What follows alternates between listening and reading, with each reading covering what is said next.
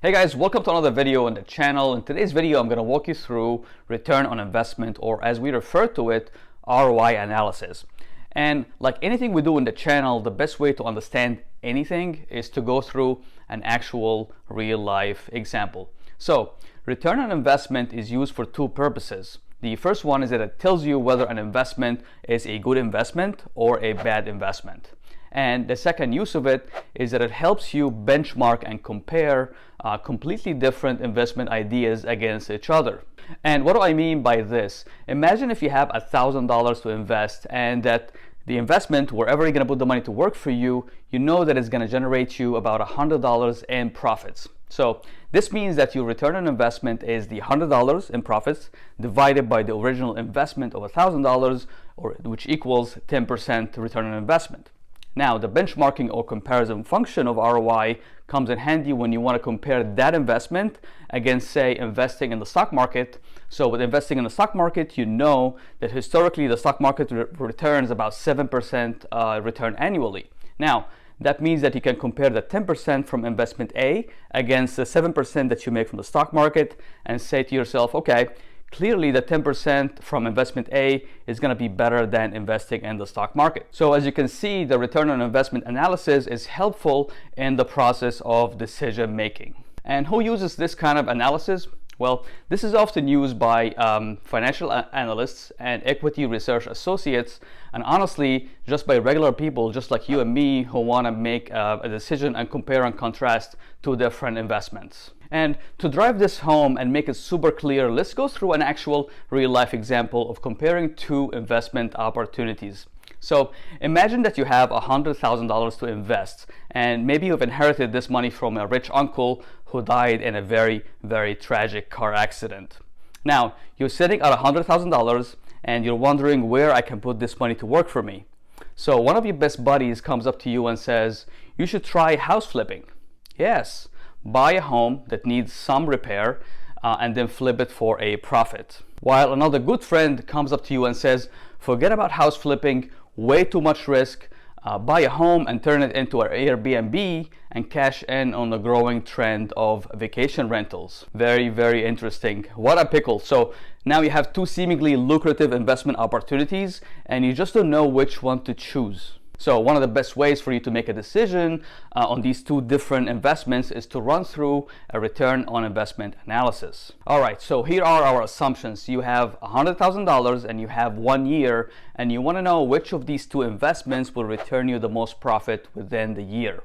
Okay, so let's first look at the house flip. And you're gonna have to look around you in the market, maybe use an app like Zillow, and look for a home that is needing some repair.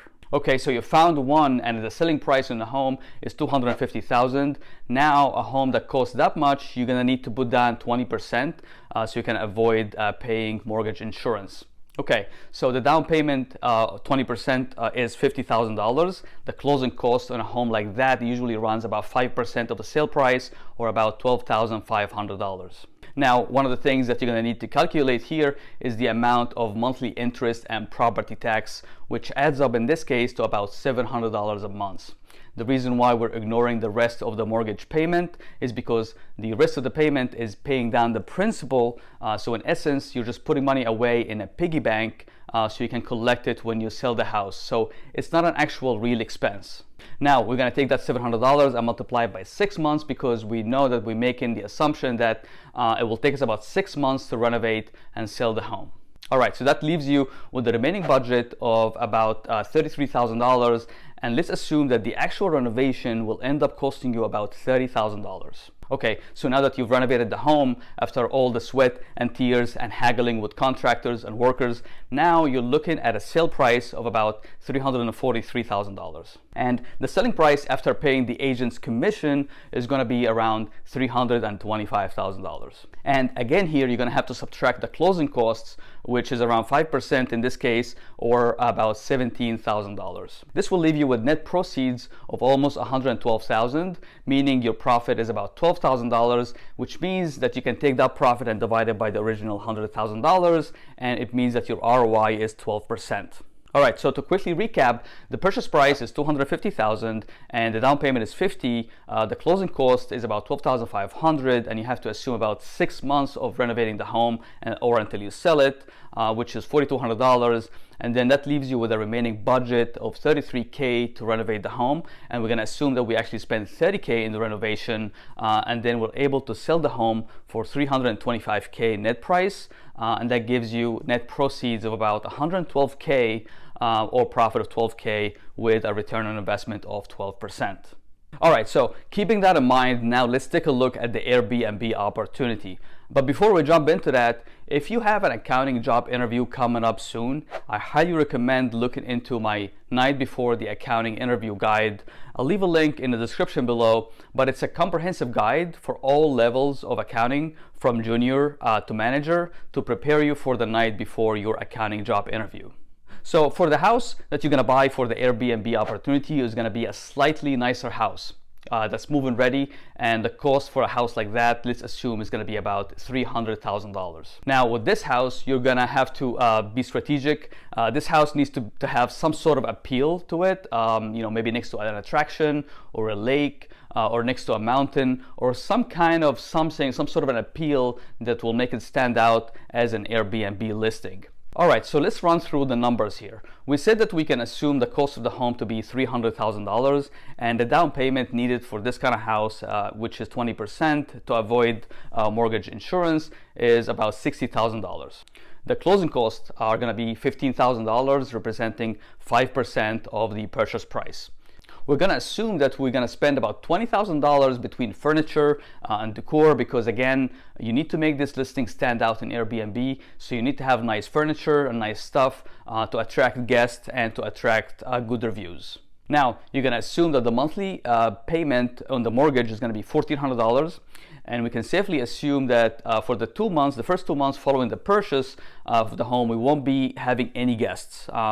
We will be simply preparing the listing on Airbnb, taking pictures, and making all the necessary preparations. So 2 months, that equals $2,800 that just wasted monthly payments until we can get the first guest.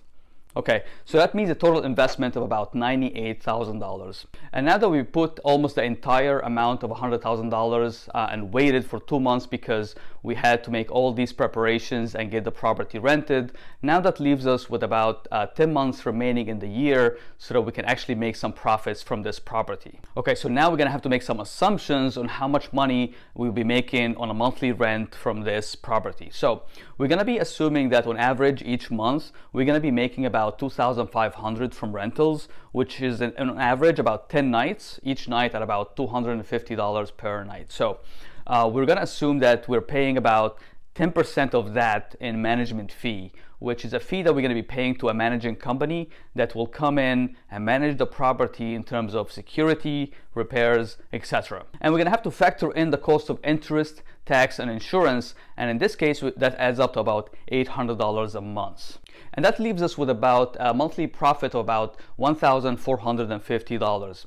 And if you take that profit amount times the remaining 10 months in the year, we get about $14,500. So for the ROI calculation, we can take that profit of $14,500 and divide it by the investment of $100,000, and we get an ROI of about 14.5%. And I should mention here that if you keep the property on Airbnb for the next year, you're likely to have an increased return on investment in the second year because you're going to be renting for the entire 12 months, and you're going to be making something like 17% return on investment in year 2.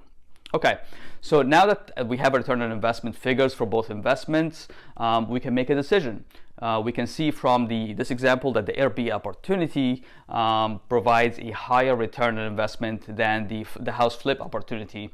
But then you have to slow down and look at this return on investment, and you should factor in other things such as the amount of responsibility and headache and things that you're going to have to worry about when you have an Airbnb property versus when you flip a house and be done with it. Both of them would have pros and cons, and you'd have to consider these other factors and not only the return on investment figure that you get from each of the calculations. All right, that's it for this video. Let me know in the comment section below what you think of it, and if there are other KPIs or metrics that you'd like me to discuss or cover in a future video.